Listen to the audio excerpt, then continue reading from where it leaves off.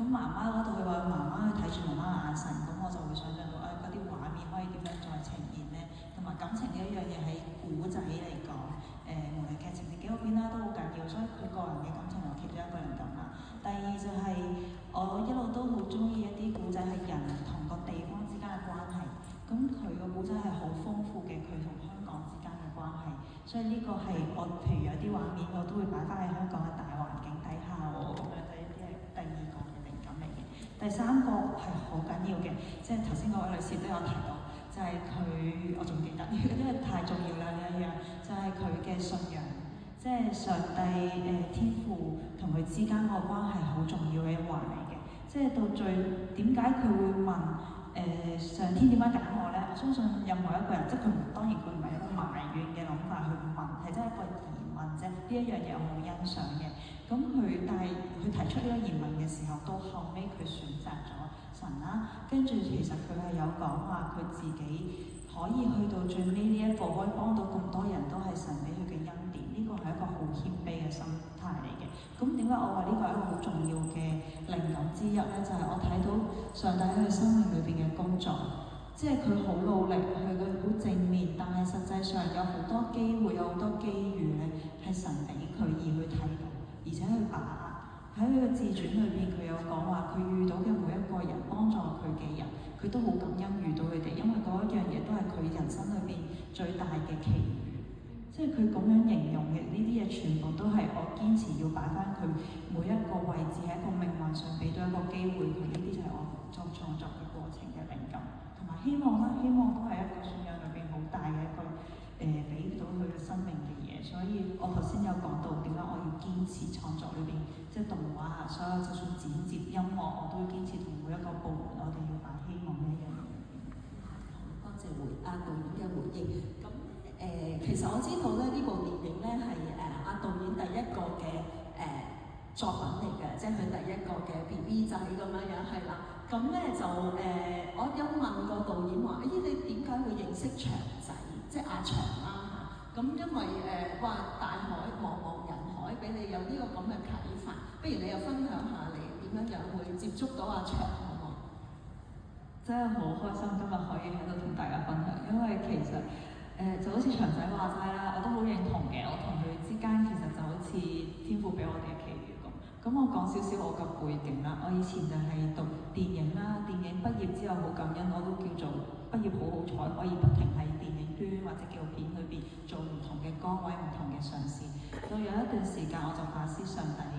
嘅存在，咁我就走咗去讀少少嘅聖經嘅課程啦，同埋去咗宣教啦，斷斷續續2年之後，我就反思翻自己嘅人生。咦，咁神俾咗我喺呢個行業裏邊有一個恩賜啦，叫做咁，我係咪可以做翻一啲嘢係，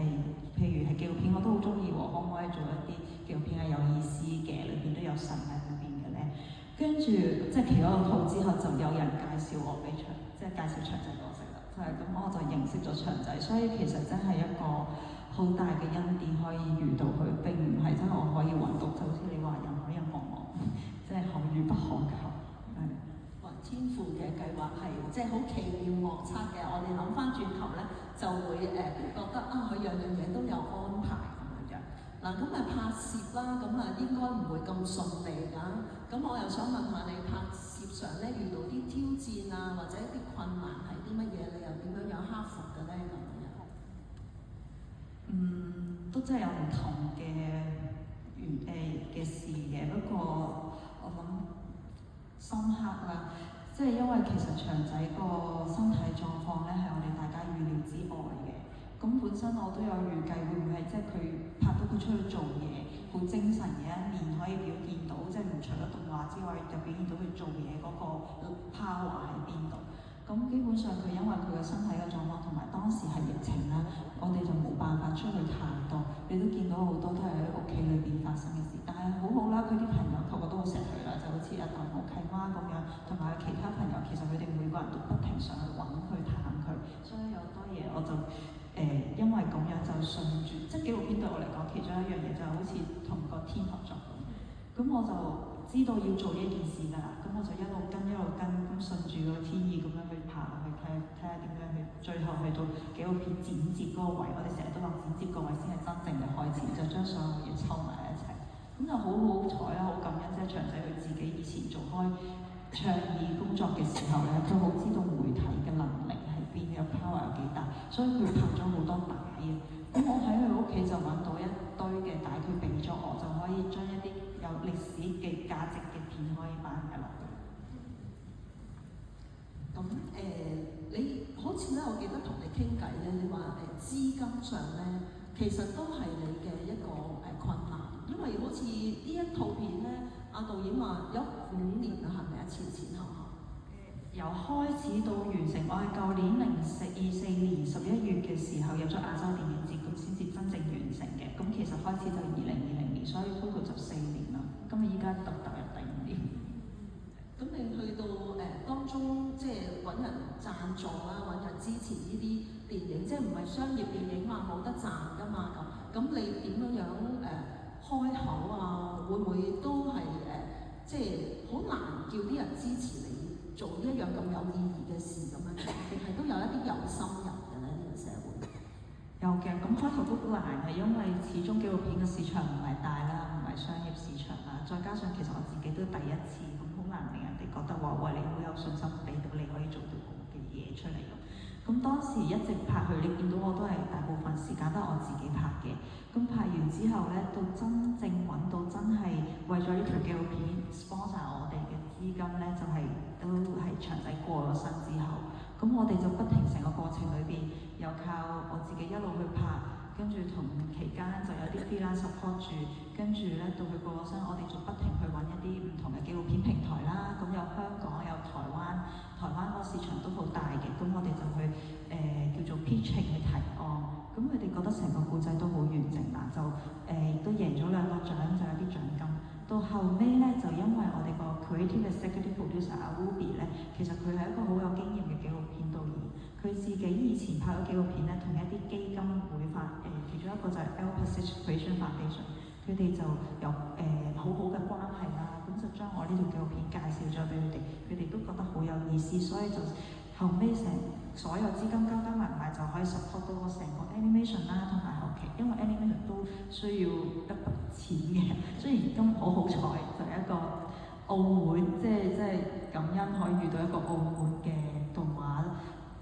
導演啦。咁佢自己咧，即係澳門冇香港咁高香港啦。再加上咧，其實揾人頭先講揾一個適合人好難。我睇過好多香港嘅動畫師，其實佢嗰個插畫上一係有啲個漫畫，一係有啲好 fantasy， 咁成件事總唔知就係呢一個動畫師就完全適合，佢可以做到個筆觸，可以做到係貼近阿祥嘅人，比較地道，比較窩，但係其實都有一種溫柔喺裏邊嘅咁樣嘅狀態。我要前面講粵語。唔係啊，你都好對題嘅，啱㗎。咁咧，因為我哋俾我嘅感覺咧，即係嗰頭先嗰啲動畫咧，我都覺得好貼地嘅，即係好真實咯，就唔係話好似一啲漫畫咁樣樣，令我哋離開咗個現實咁樣樣，同埋個樣咧都幾似阿祥嘅，其實係話。咁我可能呢一 part 咧，我最後一個問題咧，就想問下你想呢套電影咧，俾到觀眾啲咩啟發啦，同埋有冇一個咩重要嘅訊息咧，你係好想帶出嚟咁樣樣？其實太多內容喺裏邊啦。咁無論佢哋依家面對緊嘅問題，都希望大家會留意翻。唔知有冇一日有機會去，譬如圖書館或者係都有一個教育作用啦，氣展床，大家都理解翻佢個需要喺邊啦，俾多啲可能醫護界睇。跟住再唔係，其實最緊要佢成個人生，即係佢成個人生係好正面，好有希望。我去每一場放映會，我都好感恩每個觀眾其實都感受到呢一樣嘢嘅。咁我覺得係好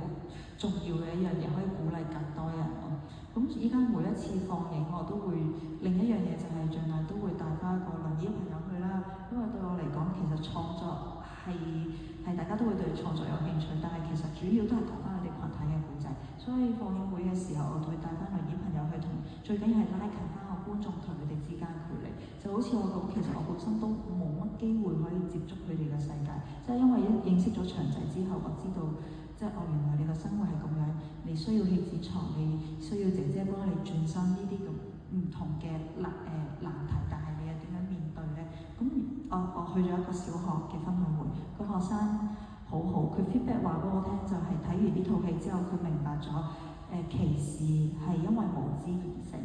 咁佢就會將呢一個信息知道咗之後，就將呢個信息知識話俾其他人聽，希望可以減低個無知，令人做到人人平等呢一樣嘢。所以我覺得教育好緊要，我希望可以透過分享會，透過呢套戲可以再拉近大家距離。